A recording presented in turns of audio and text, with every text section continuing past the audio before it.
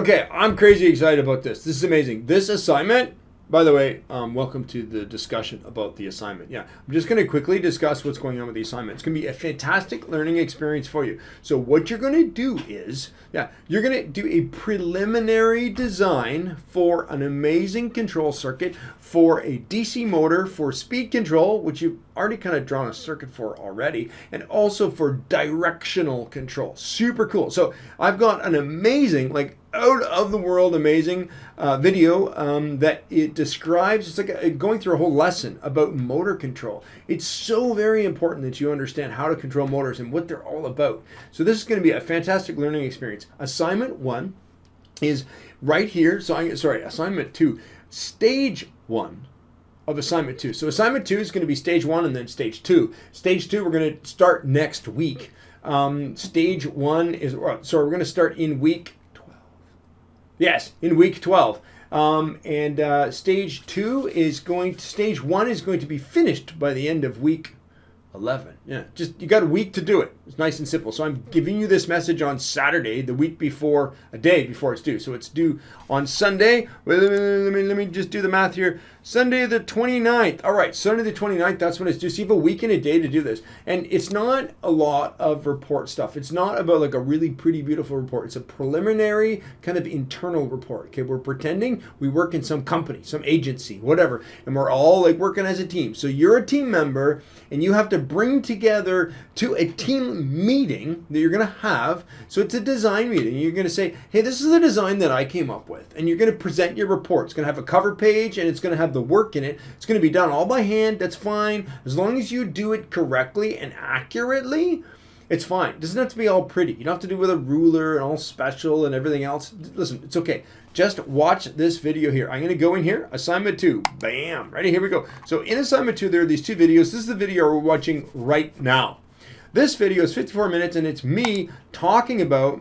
I'm so excited to release... We got really excited. Okay, good. So, and it's all about motor control and what it is and talking about how to control motors and stuff. It's awesome. So all of the learning experience that you will get on how to actually build this assignment and how to do your design. Yeah, you are the designer.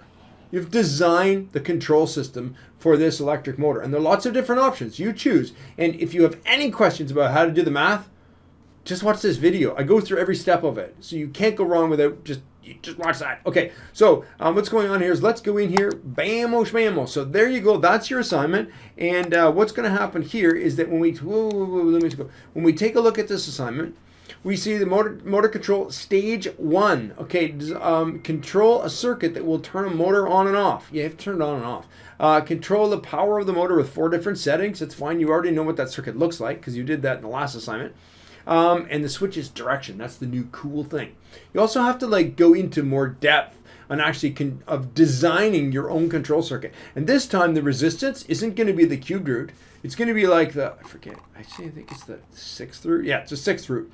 So I need your resistance to be a lot lower for this because it's more powerful. Anyway, so you have to figure out which resistors to put into your circuit so that each position has the first position 25% power, 50% power, 80% power, and last position 4% power. Don't worry if you don't even I don't know how to calculate that. Yeah, that's what that lecture's for, that video lecture with that awesome PowerPoint that's also posted. There you go. So you have to design the circuit and then the documentation style. Dude, it's really simple. This is a report you're bringing to the table. It's an internal report.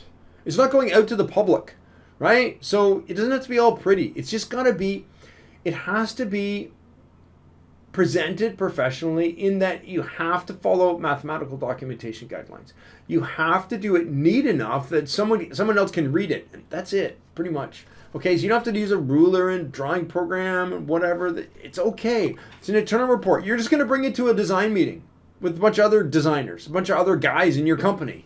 And you have to make up your own company in your head. Okay, so, and here we go. So So in this stage, in stage 1, we're not going to source components. In stage 2, it's going to be fun.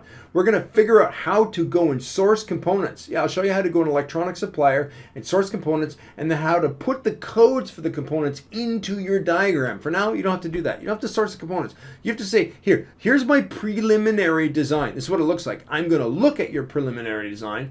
I'm going to jump on the marking right away. As soon as you hand it in, I'm going to look at it, and I'm going to give you comments, feedback comments, like, oh, change this a little bit, do this, and blah, blah, blah. So I'm going to be like the design leader. Yeah, I'm going to be the team leader for the design team. And you're a member of my design team in like a big company that we work for.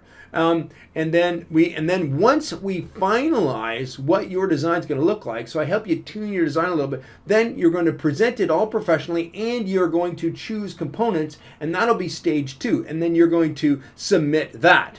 So just read all this information and you'll love it. Okay, think of this report as an internal report presented to a design team. I've said that already. So this is highlighting this. Like, dude, this is not for me for Marks, not you for Marks. It's no kidding. Imagine yourself on a team of guys trying to solve a problem, and your responsibility is to design the control circuit for the motor.